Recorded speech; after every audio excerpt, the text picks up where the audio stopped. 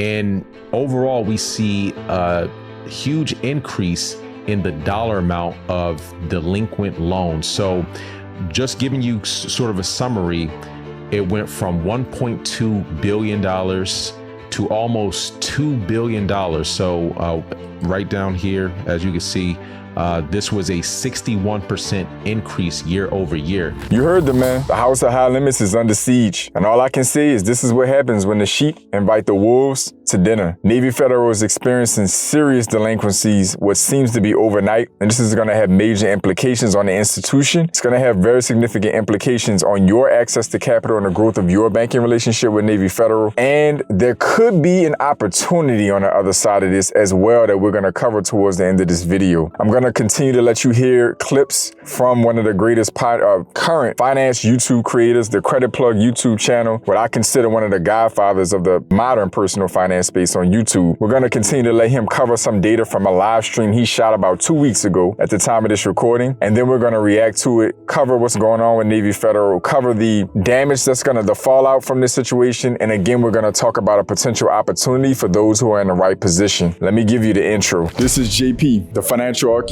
and the creator behind Blueprint for Prosperity Network, a channel started part-time in December of 2022 and has already amassed over 5,000 subscribers and over 6 figures in views. And I couldn't be more honored to have become one of the favorite finance creators available on YouTube right now. That having been said, it's time for this channel to graduate to another plateau. I've realized that there's a high demand for what I have to offer, and now it's time to advance the long-term projections for this channel and myself. The goal is to be able to conduct more one-on-one consultations as well as live in-person events in your backyard around the country. The goal is also to start that plan by putting out more long-term content, including more live streams where I answer you guys questions directly and cover more pressing financial topics as the economy shapes around us. You guys have been tremendous in your support for this channel. Constant shares, likes, comments, and consistent engagement has helped this channel reach the heights that it's reached so far. What if I told you that you can make an investment in this channel and share in the revenue as this channel grows over a set period of time? Crazy, right? Well, we're not the only one pioneering and trailblazing out here on the internet. The company and the platform offering this opportunity is called Oversubscribe. It has a fantastic team of advisors, fully regulated by the SEC and set up to handle the investments from our fans. There's no commitment right now, but your engagement right now will help me plan out this fundraising campaign for the future. So click the link down below. When you click the link down below, fill out the form. I'll be able to put together a full plan for this fundraising opportunity so we can all grow our net worth and I can continue to bring you the best quality content available in the finance space. All right, so now that we got the introduction out of the way, let's get a little bit more context on the current financial state of Navy Federal before we give our reaction. Let me let Credit Plug continue to give you some data points. The National Credit Union Administration, which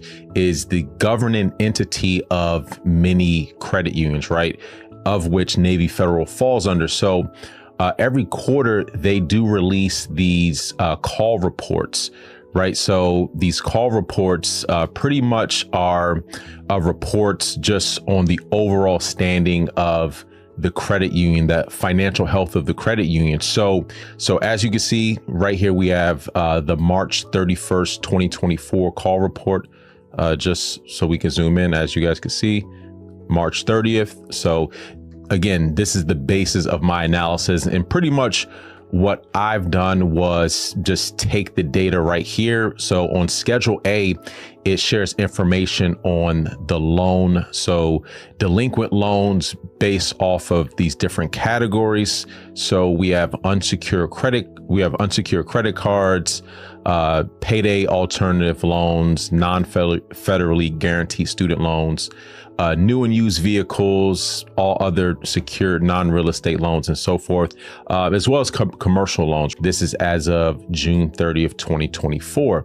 So I wanted to just share with you the findings that I've found. So I actually took the liberty of just transcribing this data onto an actual spreadsheet, so it's a little bit easier for you to visualize, just to kind of share with you the methodology that is being used for what I'm about to share. We're not even counting anything that's less than 60 days delinquent, right? We're only counting things that are really greater than 60 days delinquent, less than 360 days delinquent. And overall, we see a huge increase in the dollar amount of delinquent loans. So just giving you sort of a summary, it went from $1.2 billion to almost $2 billion. So right down here, as you can see, this was a 61% increase year over year.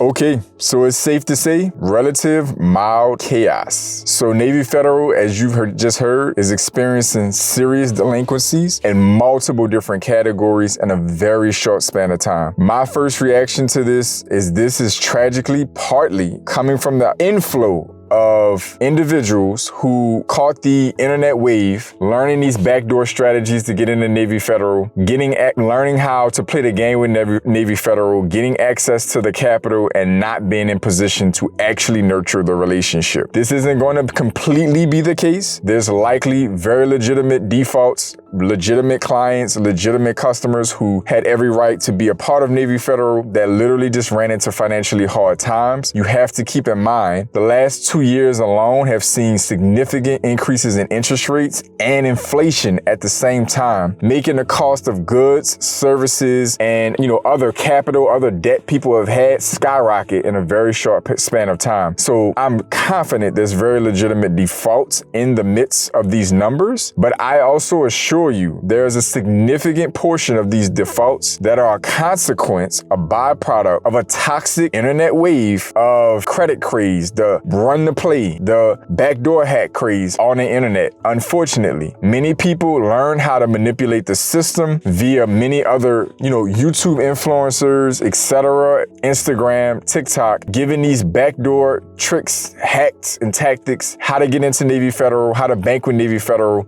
in a certain capacity that's going to, generally get you favorable underwriting and access to capital with Navy Federal. Many of these people, unfortunately, never have good intentions and they never have a game plan. And so with the rising cost of goods and services, the rising cost on interest rates, and not a solid game plan to use this capital effectively to grow your finances and grow your relationship with the bank, you end up with chaos. So my take on this, Navy Federal is gonna take a black eye, bloody nose, a busted lip, but 9 out of 10 times Navy Federal is gonna recover and be okay. We have to remember Navy Federal is the largest credit union in the United States. So the likelihood of this being the beginning of the end for Navy Federal is not high. Navy Federal is one of those institutions that will not be allowed to fail. Now, that having been said, as Credit Plug covered in his live stream later on in the video, Navy Federal is going to have to make some serious adjustments to their underwriting to stem the tide of defaults going forward. This is when it gets really interesting for us as existing and potential new clients for Navy Federal. How will we be treated going forward when we're looking to access capital? New credit cards, credit limit increases, access to loans, access to auto loans, recreational loans, etc. That means that the underwriting around these different products is going to have to change. They're going to have to get more stringent. So that basically means some of you have already run into some rough times with Navy Federal or some limitations and probably presume that your personal finances or your credit may have been an issue. And to some degree, it likely was. But now you may have some additional context in the background of this that Navy Federal is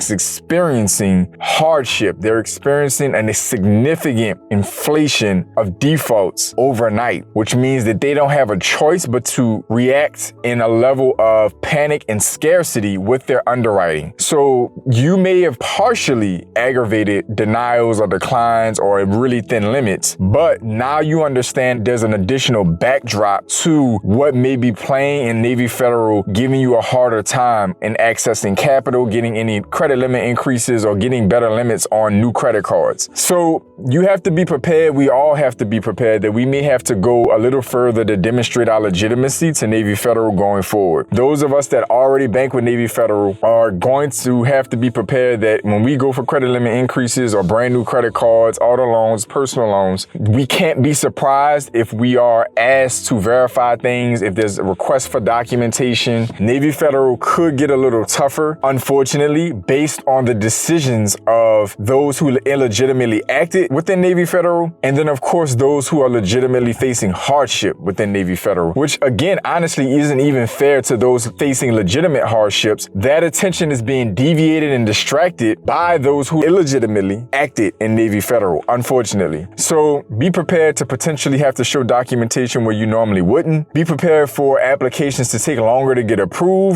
Be prepared to have to provide additional verification or identification. This is just a natural process of a financial institution that's going to have to find a way to patch up its wounds, stop the leaks in the boat, and continue to find a way to do business and push forward while minimizing their losses. They're not a for-profit entity, being a credit union, but they do still have to run a profitable, sensible business. And having a massive 60+% spike in overall delinquencies in a year is a bad look. It's not a good look. Now, where's the opportunity or silver lining in this? Well, you have to keep in mind, and again, Navy Federal isn't likely going anywhere. So in order for them to keep the doors open, to continue to serve the way that they are designed to serve, and continue to put capital out there and, affect the community that they intend to benefit. In the midst of cracking down on underwriting, cracking down on identification and verification, Navy Federal is going to have to find qualified borrowers to lend to. And they're going to have to do it at some level of scale. Now, it's important to keep in mind, interest rates are dropping and we're working back into an easing of the monetary policy, and a flow of easy money is about to start kicking in. It's not going to be immediate. There is a lag effect to interest rate drops by the Federal Reserve. There's a lag effect to reducing quantitative tightening or transitioning into quantitative easing, but it is coming. For what we can see, that affects the lending environment for all financial institutions. Money will become cheaper for them, and it'll make it cheaper for us. It will become more abundant for them, so capital will become more abundant for us, generally speaking. So that means Navy Federal is going to still be looking to give out great limits, great approvals for those who qualify. That is where the parameters are going to change. So for those of us who are legitimate clients of Navy Federal, established, great internal scores, great internal banking relationships, and good personal credit profiles, we are going to be carrying the load for Navy Federal's need to still lend, if that makes sense. Those of us that qualify will likely have an opportunity to see access to more because they're going to be closing the door on so many other people and having to be so much more cautious with less familiar, less qualified individuals. So if you have that 720, 740, 760 FICO score with no negatives, if you have that healthy internal score, if you have that 4, 5, 6 plus, 10 plus year history with Navy Federal, et cetera, if you meet those metrics, then it is highly likely that you will continue to experience smooth sailing and maybe even get more favorable offerings from Navy Federal, because again, the likelihood is they're going to have to compensate for the tightening that they're going to have to do.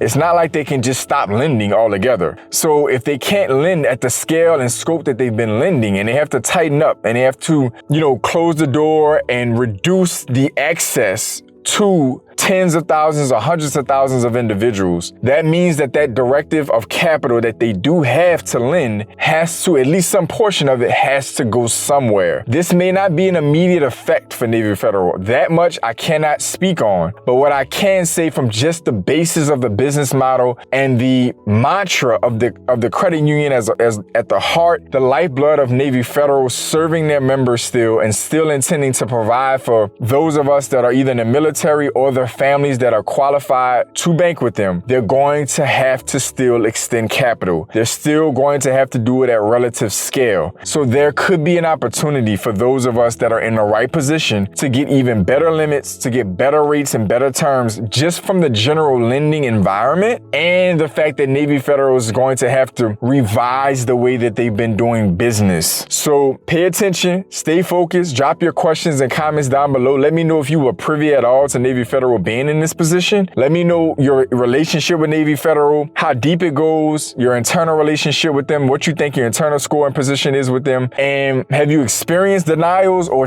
thin limits from Navy Federal, or have you been experiencing a smooth sailing with Navy Federal recently? I personally plan to apply for my next credit limit increase on my flagship card.